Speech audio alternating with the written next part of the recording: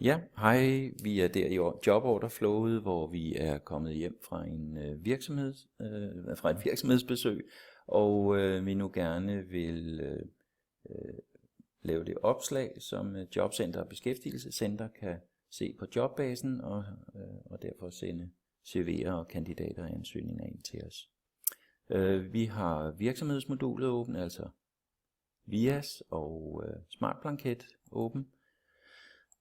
Fordi vi har jo lige foretaget vores kontaktregistrering i VIAS, og det vi skal bruge for at komme videre over i Smart Blanket og oprette opslaget, det er blandt andet CVR-nummeret. Det henter vi her og lægger ind under opret manuelt job, indsætter CVR-nummeret, henter lige P-nummeret,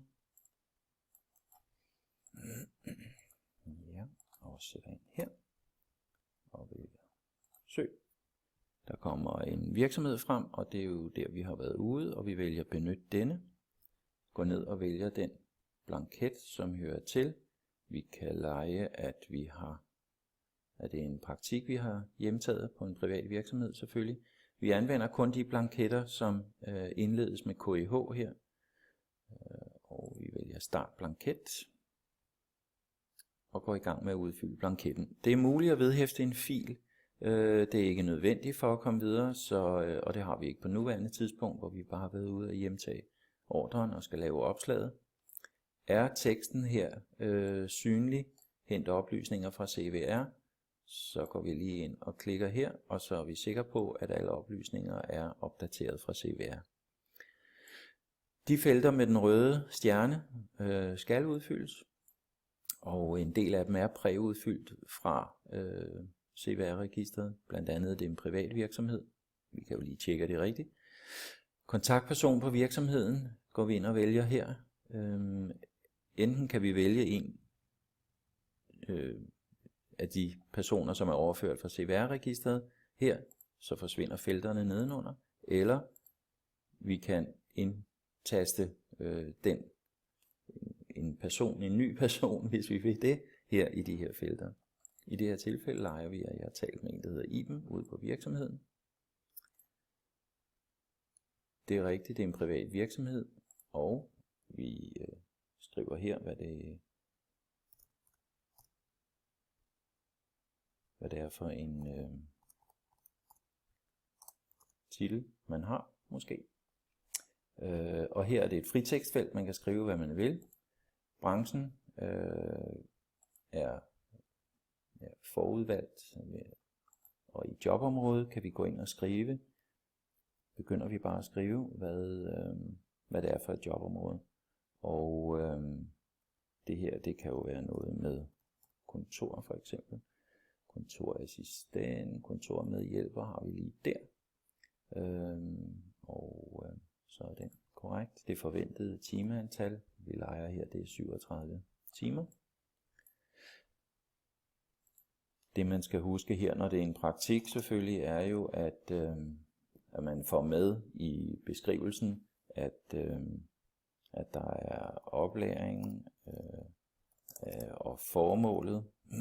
Nu skriver jeg bare overskriften her. Men man skal huske at få et formål med. Hvad er formålet med praktikken? Hvad skal den op i? Hvad er progressionen i det her?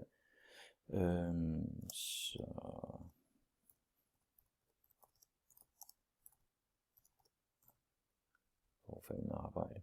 Det er slet ikke fyldestgørende, men det vil du gøre i din beskrivelse. Ønskede kvalifikationer er jo vigtigt.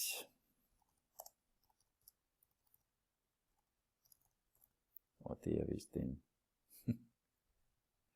meget korte version, det her motiveret for kontorarbejde, men der har du helt sikkert noget mere fyldestgørende at sætte på.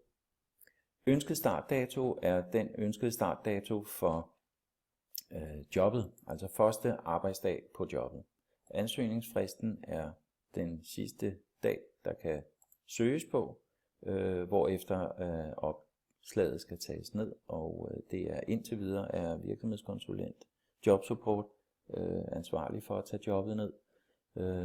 Det bliver en automatisk funktion, så at jobbet forsvinder, men det er det så ikke lige i øjeblikket. Det er meget vigtigt, når vi er ude at tale med en virksomhed, at vi hører, hvor mange ansatte de er.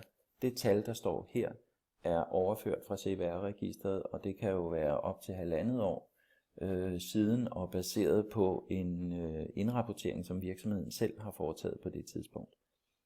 Men det tal, vi kommer hjem med, overruler det, der står her, så det går vi lige ind og retter. Det vil som regel aldrig være det korrekte tal, der står i forvejen. Vi skal have det nye ind. Vi kan selvfølgelig lige tjekke, at det vi har gjort, det ser nogenlunde fornuftigt ud og fyldestgørende tekst. Underskriv og send videre. Vi får her et spørgsmål, om vi vil have en kopi, når blanketten er færdigbehandlet, og når JobSupport har færdigbehandlet blanketten og oprettet den som opslag, får vi en kopi, så det vil vi gerne, og det er en rigtig god idé at gøre det. OK, fordi så skal vi gå og huske på, hvor den er i processen. Blanketten er afsendt, og hvis du har valgt at få en kopi, som vi jo bad, så får vi den så i vores mail. Når JobSupport har færdigbehandlet, så får vi en automatisk genereret mail fra Smart Blanket, der ser cirka sådan her ud, at blanketten er færdigbehandlet, og vi får her jobnummeret, som jo går igen i al den mailkorrespondance, vi har med jobcenter, beskæftigelsescenter, kandidater ind til JobSupport, eller hvis vi nu søger search, så bruger vi også det her nummer forrest i emnelinjen, og vi kan også bruge det til vores egen jobordrestyring. Ja, men det var lige den del.